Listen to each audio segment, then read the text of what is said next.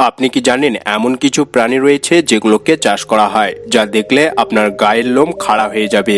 আর সেই প্রাণীগুলোর রক্ত, চামড়া, এমনকি পিত্তথলি পর্যন্ত চীনের মানুষরা বিভিন্ন কাজের জন্য ব্যবহার করে।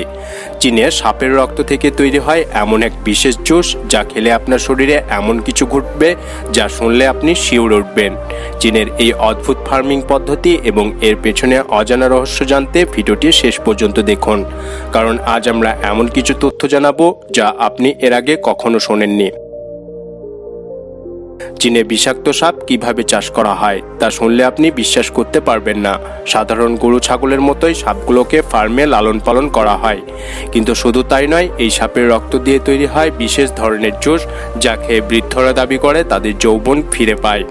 কিন্তু এই বিষাক্ত সাপগুলোকে ধরে ফার্মে আনার পেছনের প্রক্রিয়াটি কিভাবে হয়, আর এই চাষের জন্য মানুষ কিভাবে জীবনের ঝুঁকি ফেলে কাজ করে তা জেনে আপনার গায়ের লোম খাড়া হয়ে যাবে।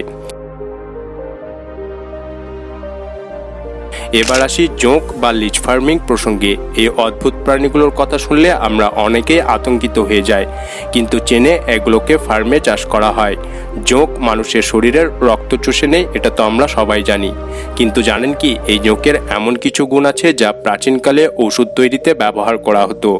চীনের ফার্মে জোঁকগুলো বিশেষ পদ্ধতিতে লালন পালন করা হয় এবং এগুলো থেকে বিপুল পরিমাণে অর্থ উপার্জন করা হয়। অথচ এই প্রাণী মানুষের শরীরে ঢুকে মুহূর্তের মধ্যেই প্রাণঘাতী হতে পারে। আপনি কি জানেন চীন, জাপান এবং ইন্দোনেশিয়াতে সাপের মাংস এবং রক্ত খুবই জনপ্রিয় খাবার। এমনকি সাপের বীজ থেকে তৈরি করা হয় বহু মূল্যবান ঔষধ।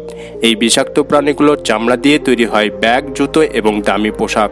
কিন্তু এই প্রাণীগুলোকে ফার্মে চাষ করার পদ্ধতি এতটাই বিপজ্জনক যে ফার্মের কর্মীরা প্রতিদিন ঝুঁকি নিয়ে কাজ করে, আর এই ঝুঁকির মধ্যেই লুকিয়ে আছে কোটি কোটি টাকার ব্যবসা।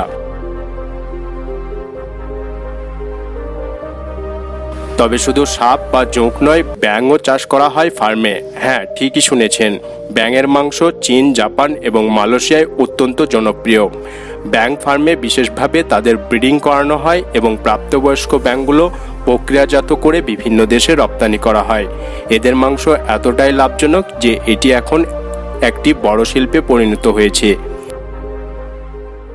এই অদ্ভুত প্রাণীগুলো যেগুলো দেখে আমরা অনেকেই ভয় পেয়ে সরে যাই, চীনের মানুষের কাছে সেগুলো জীবনের অংশ।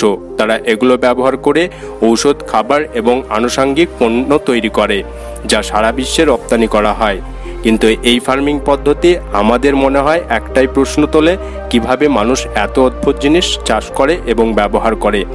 আপনার মতামত কি? চীনের এই অদ্ভুত ফার্মিং পদ্ধতি সম্পর্কে আপনার কি ধারণা? আপনি কি কখনো চীনে যেতে চাইবেন? অবশ্যই কমেন্টে জানাবেন। ভিডিওটি ভালো লেগে থাকলে লাইক এবং শেয়ার করবেন, আর আমাদের চ্যানেলটি সাবস্ক্রাইব করতে ভুলবেন না। ধন্যবাদ।